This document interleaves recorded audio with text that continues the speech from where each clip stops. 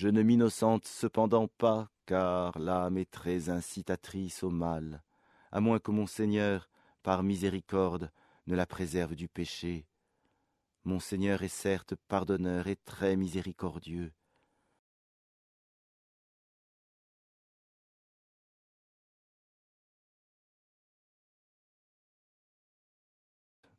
Et le roi dit, amenez-le-moi, je me le réserve pour moi-même. Et lorsqu'il lui eut parlé, il dit, tu es, dès aujourd'hui, près de nous, en une position d'autorité et de confiance.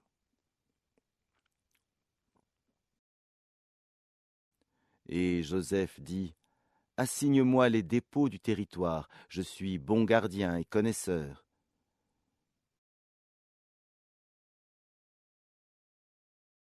Ainsi avons-nous affermi l'autorité de Joseph dans ce territoire, et il s'y installait, là où il le voulait.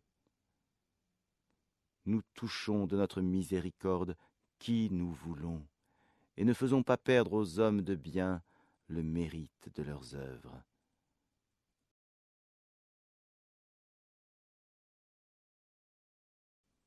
Et la récompense de l'au-delà est meilleure pour ceux qui ont cru et ont pratiqué la piété. Et les frères de Joseph vinrent et entrèrent auprès de lui. Il les reconnut, mais eux ne le reconnurent pas.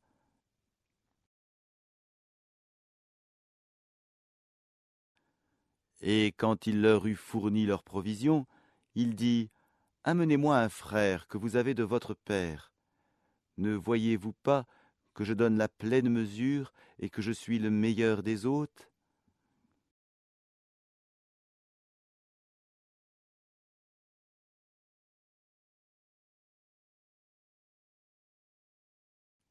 Et si vous ne me l'amenez pas, alors il n'y aura plus de provisions pour vous chez moi, et vous ne m'approcherez plus.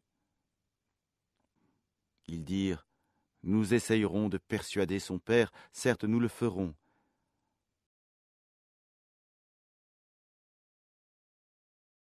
Et il dit à ses serviteurs, remettez leurs marchandises dans leurs sacs, peut-être les reconnaîtront-ils quand ils seront de retour vers leur famille, et peut-être qu'ils reviendront.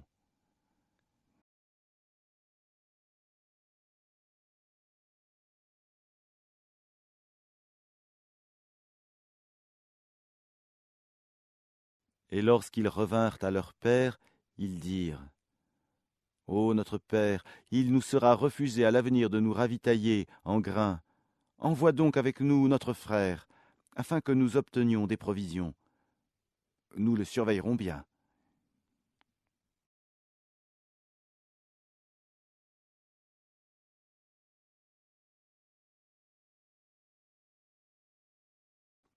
Il dit, vais-je vous le confier comme auparavant? Je vous ai confié son frère. Mais Allah est le meilleur gardien, et il est le plus miséricordieux des miséricordieux.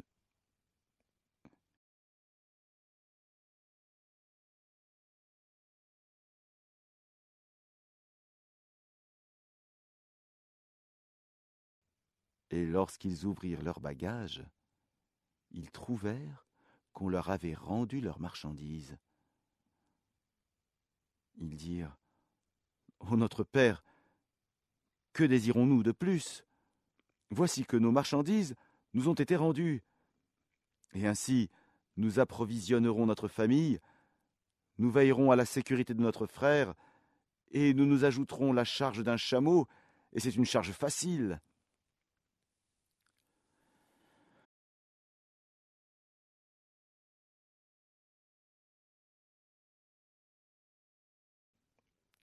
Il dit, jamais je ne l'enverrai avec vous, jusqu'à ce que vous m'apportiez l'engagement formel au nom d'Allah que vous me le ramènerez, à moins que vous ne soyez cerné.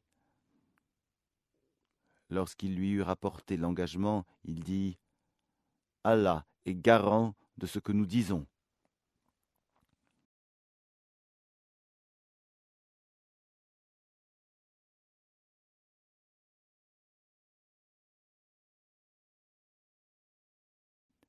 Et il dit, ô mes fils, n'entrez pas par une seule porte, mais entrez par portes séparées. Je ne peux cependant vous être d'aucune utilité contre les desseins d'Allah. La décision n'appartient qu'à Allah, en lui je place ma confiance, et que ceux qui placent en lui leur confiance la placent en lui.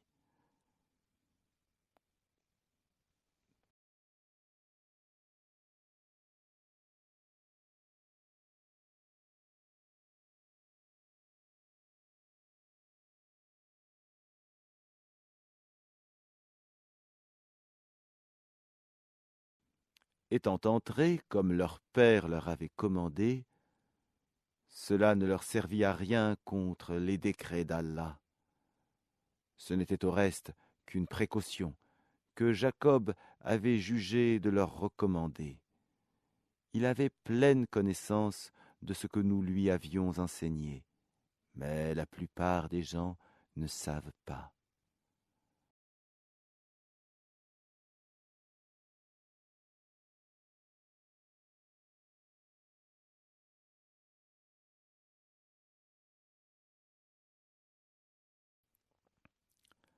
Et quand ils furent entrés auprès de Joseph, celui-ci retint son frère auprès de lui en disant « Je suis ton frère. Ne te chagrine donc pas pour ce qu'il faisait. »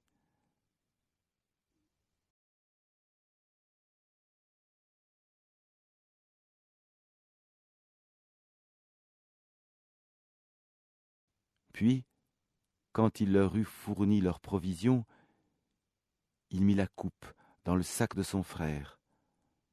Ensuite un crieur annonça « Caravaniers, vous êtes des voleurs !»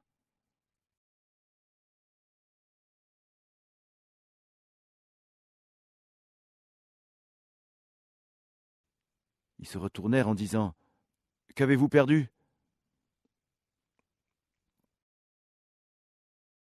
Ils répondirent « Nous cherchons la grande coupe du roi. La charge d'un chameau, à qui la portera, et j'en suis garant. »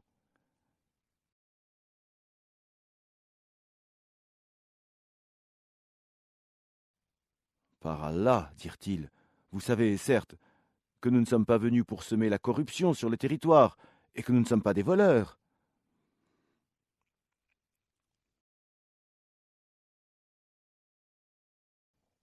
Quelle sera donc la sanction, si vous êtes des menteurs ? Dirent-ils.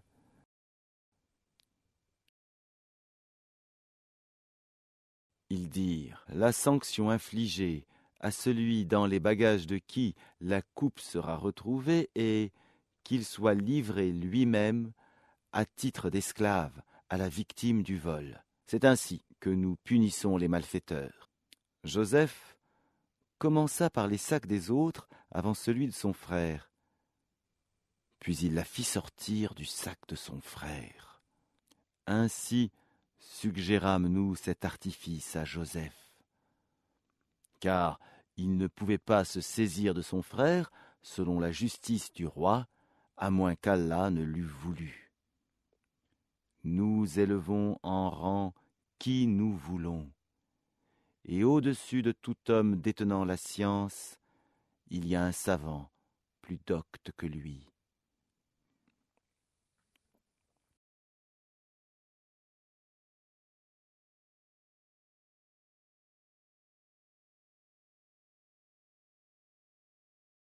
Ils dirent,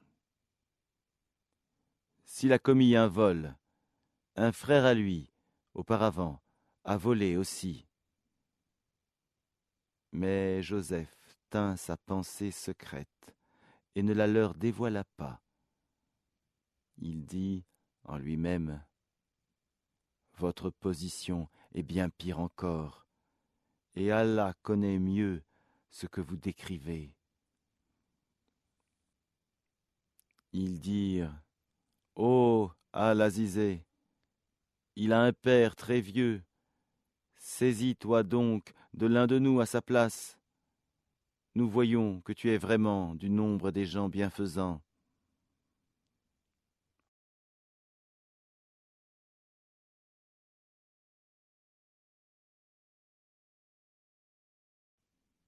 Il dit, qu'Allah nous garde de prendre un autre que celui chez qui nous avons trouvé notre bien. Nous serions alors vraiment injustes.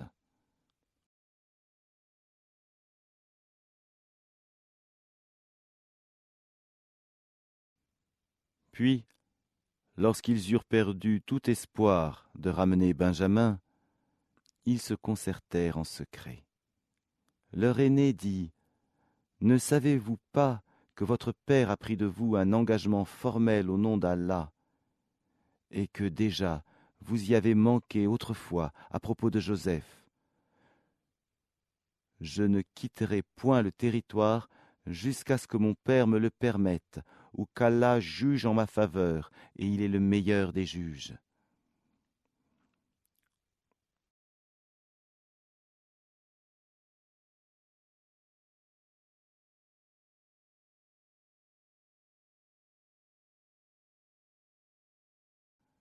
Retournez à votre père et dites, « Ô notre père, ton fils a volé, et nous n'attestons que ce que nous savons, et nous n'étions nullement au courant de l'inconnu. »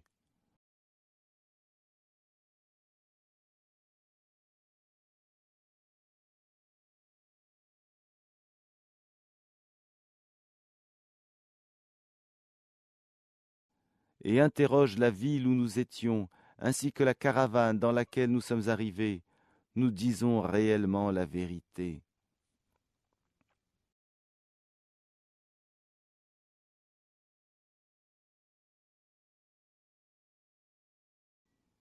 Alors Jacob dit, « Vos âmes plutôt vous ont inspiré d'entreprendre quelque chose. Oh, belle patience! Il se peut qu'Allah me les ramènera tous les deux, car c'est lui, l'omniscient, le sage. »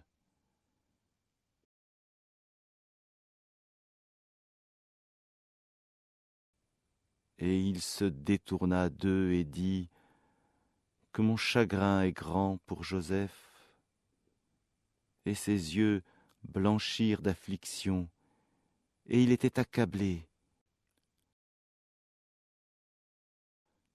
Ils dirent, « Par Allah, tu ne cesseras pas d'évoquer Joseph, jusqu'à ce que tu t'épuises ou que tu sois parmi les morts. »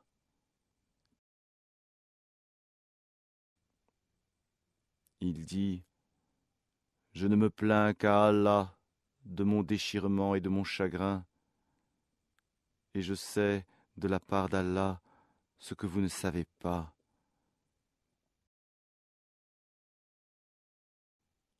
Ô mes fils, partez et enquérez-vous de Joseph et de son frère, et ne désespérez pas de la miséricorde d'Allah. Ce sont seulement les gens mécréants qui désespèrent de la miséricorde d'Allah. »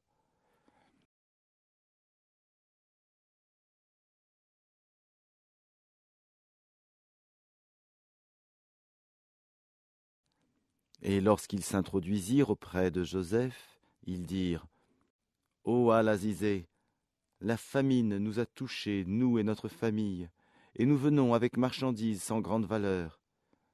Donne-nous une pleine mesure, et fais-nous la charité. Certes, Allah récompense les charitables. »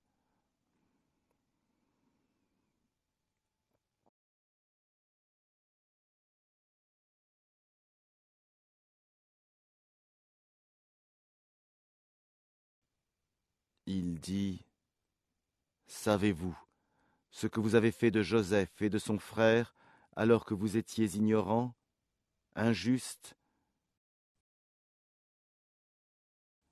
Ils dirent, « Est-ce que tu es... Certes, tu es Joseph. » Il dit, « Je suis Joseph, et voici mon frère. Certes, Allah nous a favorisés. Quiconque craint et patiente, et très certainement, Allah ne fait pas perdre la récompense des bienfaisants. »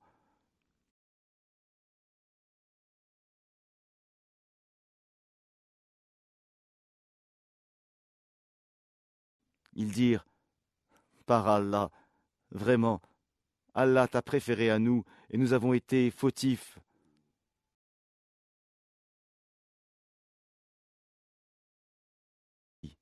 Il dit, pas de récrimination contre vous aujourd'hui, qu'Allah vous pardonne. C'est lui le plus miséricordieux des miséricordieux.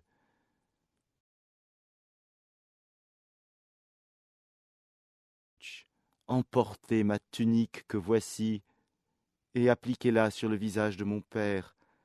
Il recouvrera aussitôt la vue. Et amenez-moi toute votre famille.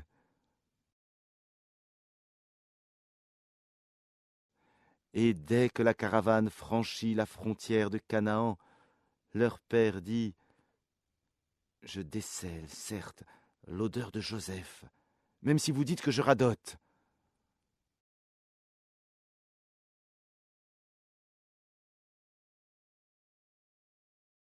Ils lui dirent, par Allah, te voilà bien dans ton ancien égarement. Puis, quand arriva le porteur de bonne annonce, il appliqua la tunique sur le visage de Jacob. Celui-ci recouvra aussitôt la vue et dit, ne vous ai-je pas dit que je sais, par Allah, ce que vous ne savez pas?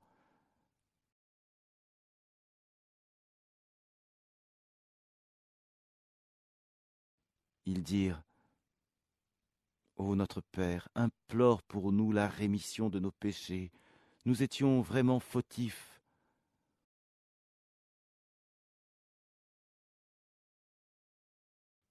Il dit, j'implorerai pour vous le pardon de mon Seigneur, car c'est lui le pardonneur, le très miséricordieux. Lorsqu'ils s'introduisirent auprès de Joseph, celui-ci accueillit ses pères et mères et leur dit, entrez en Égypte en toute sécurité, si Allah le veut.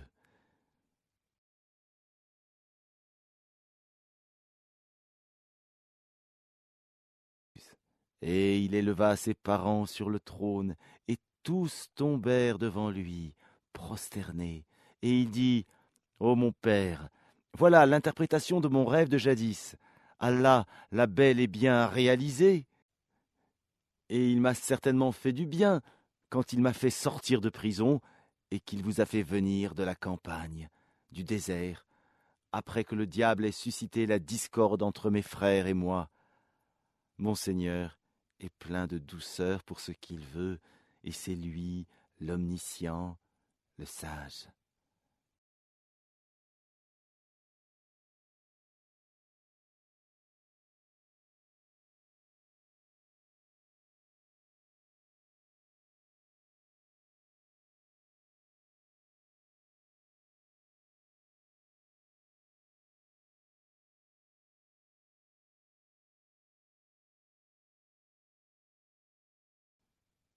Ô mon Seigneur, tu m'as donné du pouvoir et m'as enseigné l'interprétation des rêves. C'est toi, le Créateur des cieux et de la terre, tu es mon patron, ici-bas et dans l'au-delà. Fais-moi mourir en parfaite soumission et fais-moi rejoindre les vertueux.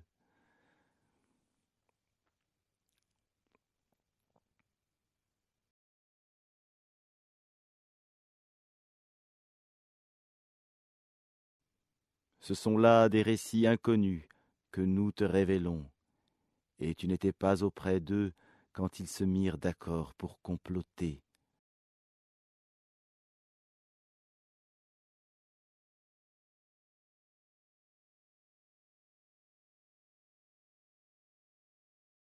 Et la plupart des gens ne sont pas croyants malgré ton désir ardent.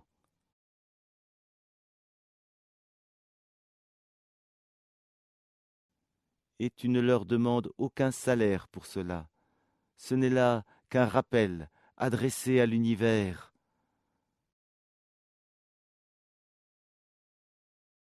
Et dans les cieux et sur la terre, que de signes auprès desquels les gens passent en s'en détournant.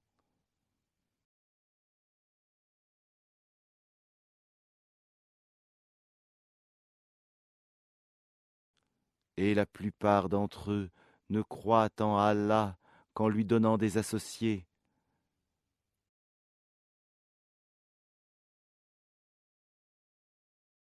Est-ce qu'ils sont sûrs que le châtiment d'Allah ne viendra pas les couvrir ou que l'heure ne leur viendra pas soudainement sans qu'ils s'en rendent compte?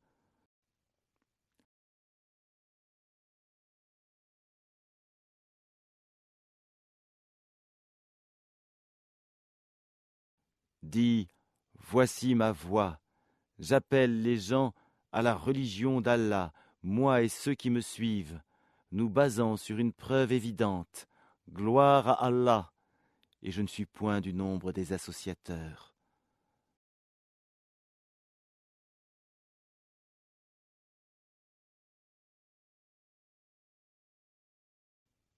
Nous n'avons envoyé avant toi que des hommes originaires des cités, à qui nous avons fait des révélations. Ces gens-là n'ont-ils pas parcouru la terre et considéré quelle fut la fin de ceux qui ont vécu avant eux? La demeure de l'au-delà est assurément meilleure pour ceux qui craignent Allah. Ne raisonnerez-vous donc pas?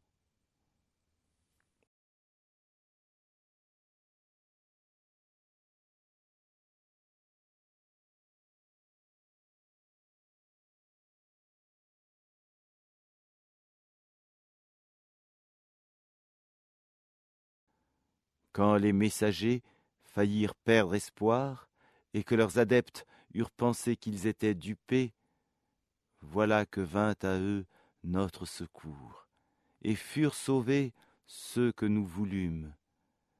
Mais notre rigueur ne saurait être détournée des gens criminels.